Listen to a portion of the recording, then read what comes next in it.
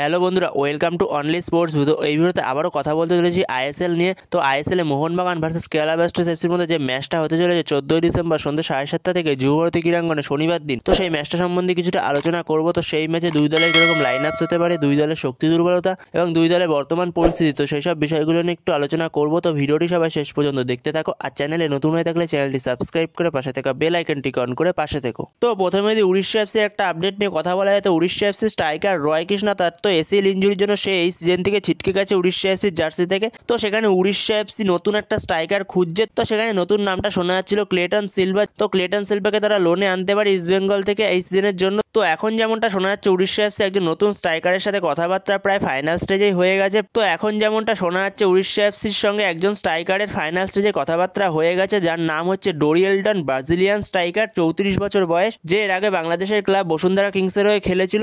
তারপরে সে কেরালা সুপার লিগের সঙ্গে যুক্ত ছিল এবং কেরালা সুপার লিগের সে হাইয়েস্ট গোল স্কোরার ছিল। তো সেই ডোরিয়েলটনকে উড়িষ্যা এফসি সাইন করিয়ে ফেলেছে, সমস্ত রকম পেপার ওয়ার্ক কমপ্লিট হয়ে গেছে। তো খুব শিগগিরই উড়িষ্যা এফসি থেকে তার নামটা ঘোষণা চলে আসবে। তো সেখানে খুবই ভালো একজন স্ট্রাইকার। তো সেখানে এবার দেখা যাক রয় কৃষ্ণার রিপ্লেসমেন্ট হিসেবে কতটা ভালো খেলে উড়িষ্যা এফসির জার্সিতে এই ডোরিয়েলটন। তো এবার যদি ম্যাচের ব্যাপারে কথা বলা যায়, তো 14ই ডিসেম্বর সন্ধ্যা 7:30 থেকে যুবভারতী ক্রীড়াঙ্গনে Mohun Bagan versus Kerala Blasters FC, ISL এর সব থেকে বড় দুই ফ্যান বেস। তো তাদের মধ্যে লড়াই হতে চলেছে 14ই ডিসেম্বর সন্ধ্যা 7:30 থেকে। তো সেখানে এই মরশুমে কেরালা ব্লাস্টার্স এফসি খুব একটা ভালো ফর্মে নেই, যেখানে কেরালা ব্লাস্টার্স এফসি অ্যাটাক ভালো। তো ডিফেন্সটাই প্রবলেম রয়েছে কেরালা ব্লাস্টার্স এফসি। তো এই মরশুমে কেরালা ব্লাস্টার্স এফসি এখনো পর্যন্ত 11 ম্যাচে 3 জয় 2 ড্র এবং 6 হারের ফলে 11 পয়েন্ট নিয়ে তারা 11 নম্বরে রয়েছে এই মরশুমে। তো সেখানে এই মরশুমে কেরালা ব্লাস্টার্স এফসি অ্যাটাক ভালোই লাগছে, যেখানে কেরালা ব্লাস্টার্স এফসি 11 ম্যাচে 17টা গোল করেছে। তো সেখানে গোল স্কোরিং ভালোই আছে কেরালার। তো সেখানে কেরালা ব্লাস্টার্স এফসির ভালো অ্যাটাক রয়েছে, যেমন অ্যাটাকে নোয়া সাদুয়ের মতো প্লেয়ার রয়েছে, অ্যাড্রিয়ান লুনা রয়েছে, রাহুল কেপির মতো প্লেয়ার রয়েছে। তো সেখানে ভালো ভালো প্লেয়ার রয়েছে অ্যাটাকে কেরালা ব্লাস্টার্স এফসি। তো সেখানে কেরালা ব্লাস্টার্স এফসি দুর্বল দিক বলতে তাদের ডিফেন্স। তো ডিফেন্সে দুর্বল রয়েছে কেরালা। তো সেখানে কেরালা ডিফেন্সে 11 ম্যাচে 21টা গোল খেয়েছে। তো সেই জায়গায় খুবই নড়বড়ে রয়েছে ডিফেন্সটা, সাথে মাঝমাঠটাও খুবই নড়বড়ে। তো সেখানে কেরালার ডিফেন্সেই দুর্বল মেনলি। তো সেখানে মোহনবাগান আর কেরালা ব্লাস্টার্স এফসি এরা দুজন আইএসএল এ মুখোমুখি হয়েছে 8 বার, তার মধ্যে 6 বার জিতেছে মোহনবাগান, 1 বার জিতেছে কেরালা আর 1 বার ড্র হয়েছে। আর এই দুটি দল আইএসএল এ 8 বার মুখোমুখি হওয়াতে 34টা গোল হয়েছে। 34টা গোলের মধ্যে 21টা গোল করেছে মোহনবাগান আর 13টা গোল করেছে কেরালা ব্লাস্টার্স এফসি। তো সেখানে মোহনবাগান আর কেরালা ব্লাস্টার্স এফসি যখনই মুখোমুখি হয় তখনই খুব একটা হাই স্কোরিং ম্যাচ হয় এই ম্যাচটা। তো দেখা যাক এই ম্যাচে কি হয়, এই ম্যাচে কতগুলো গোল দেখা যায়। তো সেখানে দুটো দলের অ্যাটাকই খুবই শক্তিশালী। তো দেখা যাক কতগুলো গোল আমরা দেখতে পাই। তো তোমাদের মতে কতগুলো গোল হতে পারে এই ম্যাচে? তো তোমাদের মতামত অবশ্যই কমেন্টে জানিও এই বিষয়ে, রেজাল্ট কত হতে পারে এই ম্যাচের। তো সেখানে মোহনবাগানের বর্তমান পয়েন্টস টেবিলের পরিস্থিতি দেখলে মোহনবাগান 1 নম্বরে রয়েছে। মোহনবাগান যেখানে 10টা ম্যাচ খেলেছে, 10 ম্যাচে মোহনবাগান 7টা জয় 2টো ড্র এবং 1টা হারের ফলে 23 পয়েন্ট নিয়ে তারা 1 নম্বরে রয়েছে পয়েন্টস টেবিলের এই মুহূর্তে।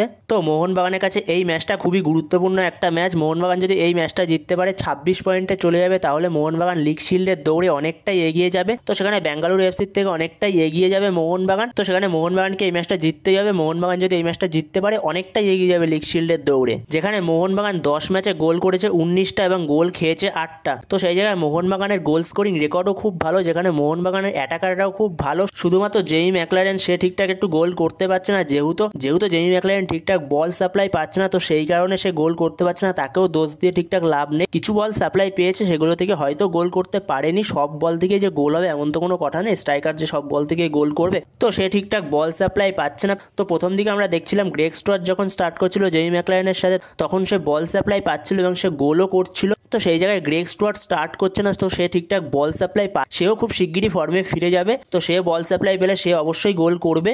আর মোহনবাগানের ডিফেন্সের কথা বললে মোহনবাগানের ডিফেন্স তো এই আইএসএল এর সব থেকে সেরা ডিফেন্স মোহনবাগানের ডিফেন্স। তো সেখানে মোহনবাগানের ডিফেন্স অনবদ্য। লাস্ট 7টা ম্যাচে মোহনবাগান 1টা গোল খেয়েছে, কোনো ওপেন প্লে থেকে গোল খায়নি লাস্ট 7 ম্যাচে মোহনবাগান, যেখানে 1টা গোল খেয়েছে, তাও সেটা আশিসের একটা ছোট ভুল ছিল। তো সেই জায়গাতে হুগো মোস গোল করেছিল উড়িষ্যা এফসি ম্যাচে। তো সেই একটা গোল ছাড়া 7 ম্যাচ ধরে কোনো গোল খায়নি মোহনবাগান। পরপর 3টে ম্যাচে টানা ক্লিন শিট রেখেছে মোহনবাগান। আগের দিনের ম্যাচটাতে মনে হচ্ছিল হয়তো আলাদিন আজিরির মতো প্লেয়াররা ছিল নর্থ ইস্টে, তো সেই জায়গায় হয়তো ক্লিন শিটটা ভেঙে যেতে পারে, মোহনবাগান গোল খেতে পারে। তো সেই জায়গায় সেখানেও টম অ্যাললেট যেভাবে ডিফেন্স করেছে, যেভাবে নেতৃত্ব দিয়েছে অনবদ্য, তার সাথে দিব্যেন্দু বিশ্বাস, আশিস রায় তো অনবদ্য।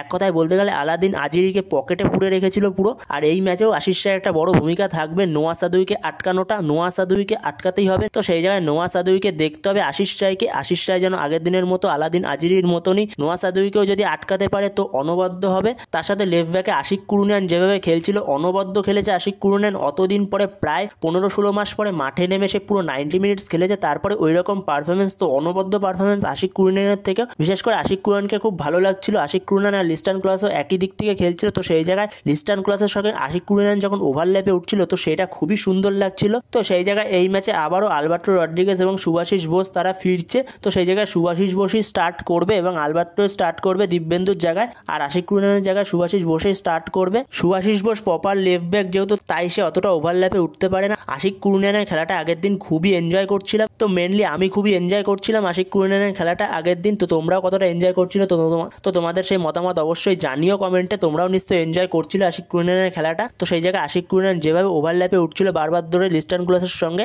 তো সেই জায়গায় এই ম্যাচে আর আশিক কুরুনিয়ান স্টার্ট করবে না, যেহেতু সুভাশিস বোস ফিরছে। তো প্রতিদিন তো আর একরকম খেলতে পারবে না, তো সেই জায়গায় যেহেতু প্রপার লেফট ব্যাক না আশিক কুরুনিয়ান, তো সেখানে দলের ক্যাপ্টেন সুভাশিস বোসকে দিয়ে স্টার্ট করাবে মলিনা। তো সেখানে মোহনবাগানের গোলকিপার, ডিফেন্স এবং মাঝমাঠ থেকে শুরু করে অ্যাটাক থেকে শুরু করে মোহনবাগান সব জায়গাতেই সেরা। তো সেখানে মোহনবাগান পুরো টিম ফুটবল খেলছে। তো মোহনবাগানের গোলকিপার সে 10 ম্যাচে 6টা ক্লিন শিট নিয়ে বিশাল কায়েত সে 1 নম্বরে রয়েছে। আর ডিফেন্স তো অনবদ্য, যেখানে ডিফেন্স 7 ম্যাচে কোনো ওপেন প্লে থেকে গোল খায়নি, তো অনবদ্য। আর মাঝমাঠে আপুয়ে অনবদ্য লেভেলের ডিফেন্সিভ মিডফিল্ডের রোলটা প্লে করছে, যেখানে আপুয়ে আগের দিনে নর্থ ইস্টের ম্যাচটায় যেভাবে ট্যাকেলগুলো করছিল, তো অনবদ্য ট্যাকেলগুলো করছিল। তো সেখানে আপুয়া জানতো সে যদি আরেকটা হলুদ কার্ড দেখে তো সে পরের ম্যাচটা মিস করবে, তো সেই জায়গায় সে অনবদ্য ট্যাকেলগুলো করছিল। তো আপুয়া অনবদ্য। আর ওপরে গ্রেগ স্টুয়ার্ট, দিমিত্রি বেটাতোস রয়েছেই, আর ওপরে জেমি ম্যাকলারেন রয়েছে, আর দুদিকের উইং থেকে মানভীর লিস্টন তারাও অনবদ্য খেলছে। তো সেখানে খুবই স্ট্রং একটা টিম মোহনবাগান, এই আইএসএল এর সেরা টিম মোহনবাগান এখনো পর্যন্ত।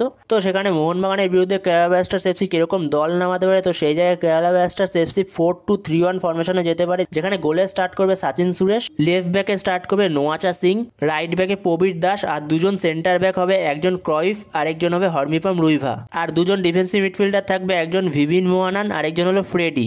আর দুদিকের উইং থেকে থাকবে, লেফট উইং থেকে থাকবে নোয়া সাদুই, আর রাইট উইং থেকে থাকবে রাহুল কেপি, আর একজন অ্যাটাকিং মিডফিল্ডার নম্বর 10 রোলে অ্যাড্রিয়ান লুনা, আর ওপরে একজন স্ট্রাইকার জেসুস জিমিনিজ। তো সেখানে মোহনবাগানের বিরুদ্ধে এরকমই প্লেইং 11 হতে চলেছে কেরালা ব্লাস্টার্স এফসির। তো এবার যদি মোহনবাগানের প্লেইং 11-এর কথা বলা যায়, তো মোহনবাগানের কোচ জোসে মরিনা, তো সেও 4-2-3-1 ফরমেশনে যাবে, যেখানে গোলে অবভিয়াসলি স্টার্ট করবে বিশাল কাইত। তো সেখানে 4 জন ডিফেন্সের মধ্যে মোহনবাগানের 2 জন গুরুত্বপূর্ণ ডিফেন্ডার এই ম্যাচে ফিরছে, আলবার্টো রড্রিগেজ আর সুভাশিস বোস। তো সেখানে লেফট ব্যাকে সুভাশিস বোস, রাইট ব্যাকে আশিস রায়, আর 2 জন সেন্টার ব্যাক হবে, একজন টম অ্যাললেট আর একজন আলবার্টো রড্রিগেজ। তো এরকমই হবে মোহনবাগানের ডিফেন্স লাইন। আর 2 জন ডিফেন্সিভ মিডফিল্ডার হবে, একজন আপুয়া আর একজন অনিরুদ্ধ থাপা। অনিরুদ্ধ থাপা একটু ওপর দিয়ে খেলবে অ্যাডভান্স রোলে, আর আপুয়া সে মেনলি ডিফেন্সিভ মিডফিল্ডের রোলটাই প্লে করবে। আর দুদিকের উইং থেকে, লেফট উইং থেকে লিস্টান ক্লস, রাইট উইং থেকে মানভীর সিং, আর মাঝখানে দিমিত্রি বেতাদোস না হলে গ্রেগ স্টুয়ার্ট। যদি 90 মিনিটস পুরোপুরি খেলার জায়গায় না থাকে গ্রেগ স্টুয়ার্ট, তো সেই জায়গায় সেখানে দিমিত্রি বেতাদোসকে দিয়ে স্টার্ট করাতে পারে এই ম্যাচেও। আর ওপরে একজন স্ট্রাইকার জেমি ম্যাকলারেন। তো এরকমই একটা প্লেইং 11-এর নামবে মোহনবাগানের কোচ মলিনা